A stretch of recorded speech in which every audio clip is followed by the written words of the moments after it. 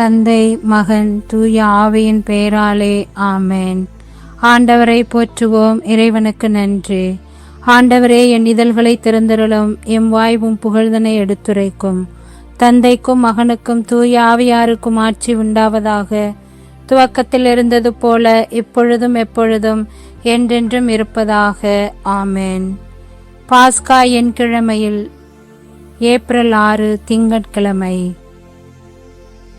சேசுமரி சூசை நான்மத அடைக்கலத்தில் கண்விழித்து யாதொரு பொல்லாப்பையும் காணாமலும் நினையாமலும் செய்யாமலும் இருக்க கடவேனாக. இயேசு கிறிஸ்துவின் நாமத்தினாலே படுக்கையை விட்டு எழுந்தது போல சகல பாவங்களையும் விட்டெழுந்து மறுபடியும் அப்பாவத்தில் விழாதபடி பாதுகாத்து வழிநடத்துவீராக. இறைவா, என்னை காத்தருளும். உம்மிடம் அடைக்கலம் புகுந்துள்ளேன். ஆவியிலே புதுமை அடைவோம், அருள் ஆவியிலே மூழ்கி களிப்போம். இயேசுவுக்கு சான்று பகர்வோம், அவர் சாட்சிகளாய் வாழ்வை அமைப்போம். அன்பு என்னும் ஆடை அணிவோம், நல்ல ஆனந்த அமைதி அடைவோம்.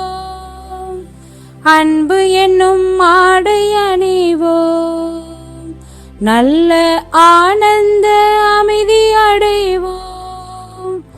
ஆதிசபை வாழ்க்கையிலே ஆண்டவனின் ஆவியிலே, ஆதிசபை வாழ்க்கையிலே ஆண்டவனின் ஆவியிலே வீதி எங்கும் கண்டு களிப்போம். ஆவியிலே புதுமை அடைவோம், அருள் ஆவியிலே மூழ்கி களிப்போம். இயேசுவுக்கு சான்று பகர்வோம், அவர் சாட்சிகளாய் வாழ்வை அமைப்போம். திருப்பாடல் 16. இறைவா, எம்மை பாதுகாத்தருளும். உம்மிடம் நாங்கள் அடைக்கலம் புகுந்துள்ளோம். ஆண்டவரே, நீரே எங்கள் தலைவர். உம்மையன்று வேறு செல்வம் எமக்கு இல்லை என்று சொல்கின்றோம். பூவுலகில் உள்ள தூயர் எவ்வளவோ உயர்ந்தர், அவர்களோடு இருப்பதே எமக்கு பேரின்பம். வேற்று தெய்வங்களை பின்பற்றுவோர் தங்கள் துன்பங்களை பெருக்கிக் கொள்வர். அவற்றுக்கு செலுத்தப்படும் இரத்த பிழைகளில் நாங்கள் கலந்து கொள்ளேன். அவற்றின் பெயரை கூட நாவால் உச்சரிக்க மாட்டோம். ஆண்டவர் தாமே எம் உரிமை சொத்து, அவரே எம் கிண்ணம். எமக்குரிய பங்கை காப்பவரும் அவரே.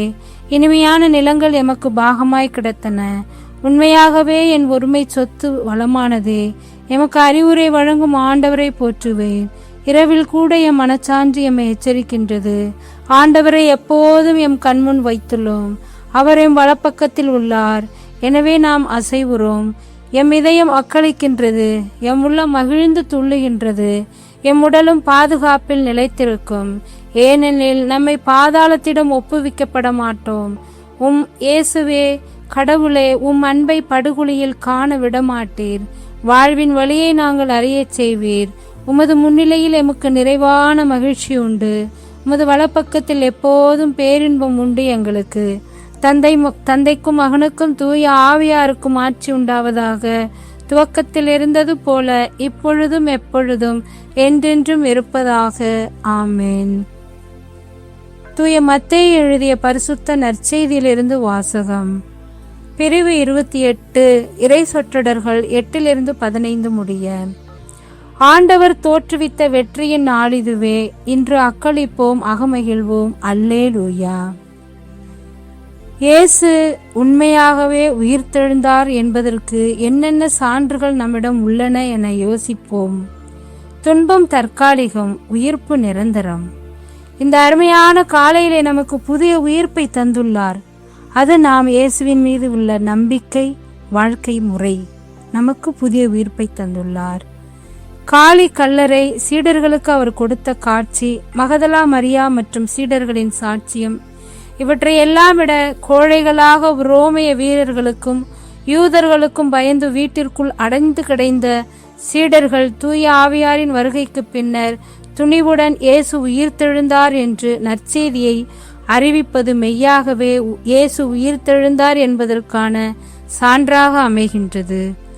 இந்த சூழ்நிலையில் இயேசு உயிர்ப்பது சீடர்கள் அவரை போய் பார்க்க வேண்டும் என்பதற்காகவா, அல்லது இயேசு உயிர்த்து விட்டார் என்பதை உலகம் உணர வேண்டும் என்பதற்காகவா?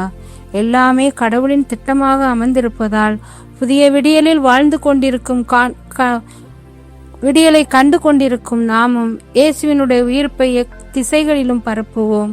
அல்லேலூயா நாம் முழக்கமிடுவோம். இறைவனை போற்றுவோம். இயேசுவை மகிமைப்படுத்துவோம். அவர் நாமம் சொல்லி நாமும் சான்றுகளாக வாழ்வோம்.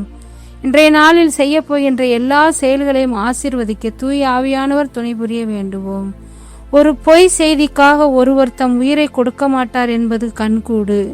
இந்த உயிர்ப்பின் விஷயத்திலிருந்து நாம் தெரிந்து கொள்ள வேண்டும். உயிர்த்த இயேசுவுக்காக நாம் என்ன செய்ய போகிறோம், என்ன செய்து கொண்டிருக்கிறோம், என்ன செய்ய போகிறோம் என்பதை நாம் சிந்தித்து செயல்பட்டு நமது விசுவாசத்தை உறுதிப்படுத்திக் கொள்வோம். விண்ணுலகில் இருக்கிற எங்கள் தந்தையே, உமது பெயர் தூயதென போற்ற பெறுக. உமது ஆட்சி வருக. உமது திருவுளம் விண்ணுலகில் நிறைவேறுவது போல மண்ணுலகிலும் நிறைவேறுக. எங்கள் அன்றாட உணவை இன்று எங்களுக்கு தாரும். எங்களுக்கு எதிராக குற்றம் செய்தோரை நாங்கள் மன்னிப்பது போல எங்கள் குற்றங்களை மன்னியும். எங்களை சோதனைக்கு உட்படுத்தாதேயும், தீமை நின்று எங்களை விடுவித்தருளும். ஆமேன். அருள்மிக பெற்ற மரியே வாழ்க. ஆண்டவர் உம்முடனே, பெண்களுக்குள் ஆசீர்வதிக்கப்பட்டவள் நீரே. உடைய திருவயிற்றின் கனியாகிய இயேசுவும் ஆசீர்வதிக்கப்பட்டவரே. புனித மரியே, இறைவனின் தாயே, பாவிகளாயிருக்கிற எங்களுக்காக இப்பொழுதும் எங்கள் இறப்பின் வேளையில் வேண்டிக் கொள்ளும். ஆமேன். இறைவா, நான் திரும்பிலும் திரும்பு, தூசியிலும் தூசி, நீர் எம்மில் செயல்பட்டால் நாங்கள் வல்லமையுள்ள கருவியாவோம்.